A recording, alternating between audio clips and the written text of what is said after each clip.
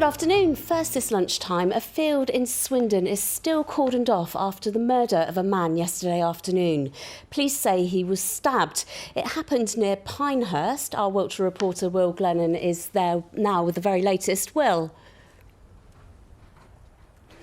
Good afternoon, Jules. Well, this whole area is cordoned off. You may be able to see behind me, just up on the hill there's some police activity. That's where they had erected a tent, and that's where they found the body of the man, and forensic investigators have been working there this morning.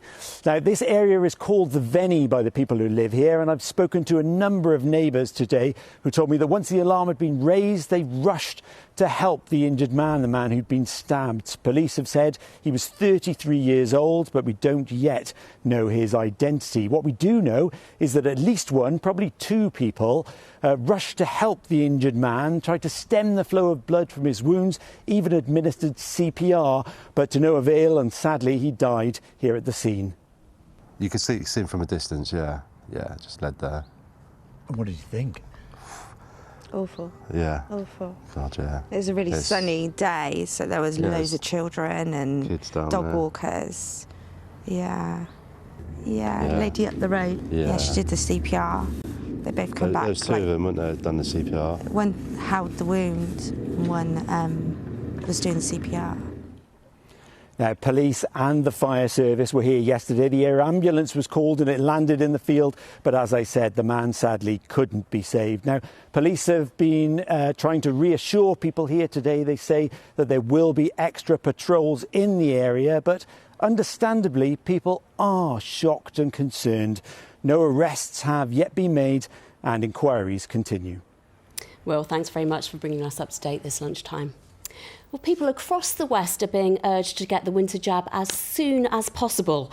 Health experts are worried we could see twice as many cases of flu as normal, with an increase in socialising. Our social affairs correspondent Fiona Lambden has spent the morning at a pharmacy in Bristol.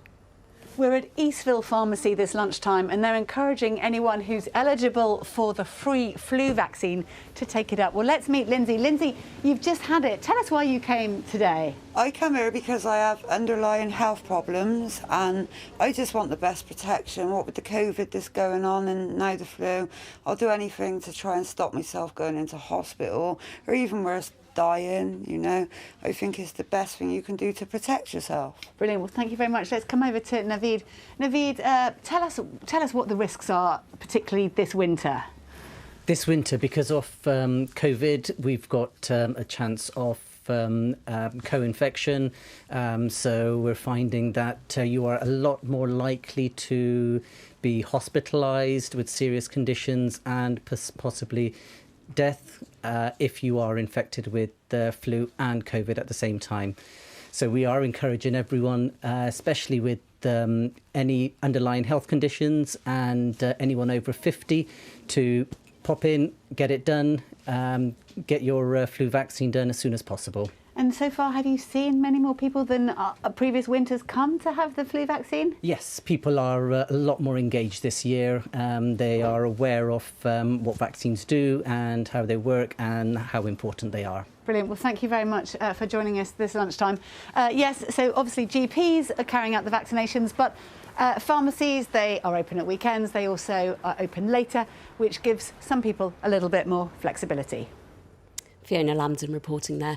Now, a new COVID vaccination centre has opened in Taunton. It's been relocated from the racecourse, which has carried out more than 150,000 jabs over the past 9 months. The new centre at Firepool will be open 7 days a week. Up to 800 people a day can get appointments. It's hoped the more central location will make it easier for people to reach. Volunteers pulled shopping trolleys, tyres and bikes out of a river in the Forest of Dean over the weekend. The clean-up was down to the efforts of a community group who hope it'll help prevent flooding of the River Lyd through Lydney. Natasha Turney reports. The ducks might have learned to live with it, but the rubbish dumped on this sleepy river is set to be found a more suitable home. Volunteers with litter pickers, waders and grappling hooks have been brought in to clear up the Lyd and its banks. Lots of plastic rubbish, Coke cans, Coke bottles, you know, that kind of thing. Sweet wrappers, to big things like, you know, shopping trolleys and stuff. I walk my dog by the lid quite regularly, and I mean, it is lovely, but it could be a lot nicer, and I'd like to see it improved and made better. And that's what the newly formed Friends of the Forest Waterways intend to do. They've been testing the quality of the water and clearing out the river to improve the flow. The last time that this stretch of the river was cleared out was 3 years ago. The team here are trying to get some of the larger objects that have been thrown in out, in the hope that if there is heavy rain again this year, that it won't lead to the flooding that they had in 2020. All of the sports pitches were underwater and the clubhouse badly damaged. This was completely flooded all around here, and also further up it got very close to the houses, so something obviously needs to be done. I mean, even with the rain we had, I think it was last week or the week before, you know, this came right up to the top almost. Showing his commitment by wearing the waders, Adrian, who set up the group's been fishing out what's lurking beneath the surface. I'm quite surprised how much there was. We've had 4 tyres out, a push bike, micro scooters, and there's a lot more in here that we can't quite get out at the moment because we need EA permission to dig.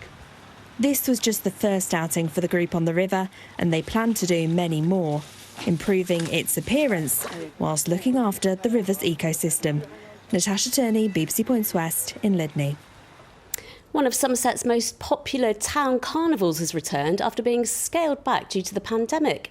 Chard Carnival has been running for 54 years, but COVID led to a much smaller event in 2020.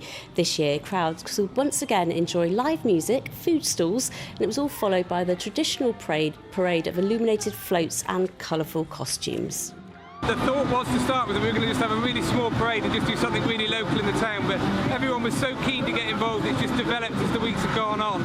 So it would have been really easy to not to have done it, but we're really aware that clubs are really struggling at the moment, and we needed to get them back out in the public light to make them more visible and get more members for them.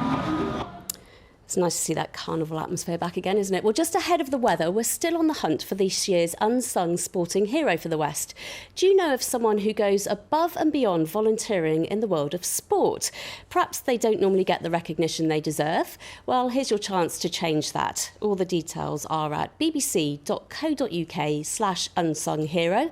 Nominations close on Sunday, so please do get in touch as soon as possible.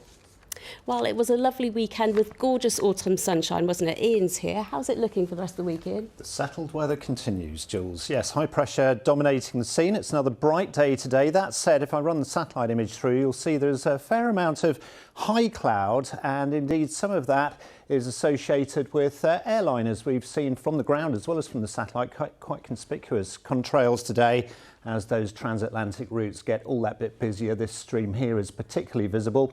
And as we head on through the course of the rest of this afternoon, it's more of the same. Some high cloud around, yes, a completely dry day to come and staying dry overnight. A fair amount of clear sky around. There will be a tendency for some mist and fog to form in places. I don't think it's going to be particularly widespread by tomorrow morning, but there will certainly be some of you waking up to areas of low cloud and general murk. Temperatures are single figures tonight, so it'll be a noticeably cool start tomorrow. I think on balance, tomorrow probably more in the way of cloud around, certainly through the course of the afternoon compared to today, but still some brighter spells. It'll still stay dry. Temperatures around about average to just above. There we go, Jules. Thanks, Ian. Nice that it's staying dry, isn't it? Well, that's all from the Lunchtime team. Thanks for your company. Alex will be back with you at 6:30 when she'll be hearing how football is helping a team with weight loss in Bath. Whatever you're doing, have a lovely day. Bye for now.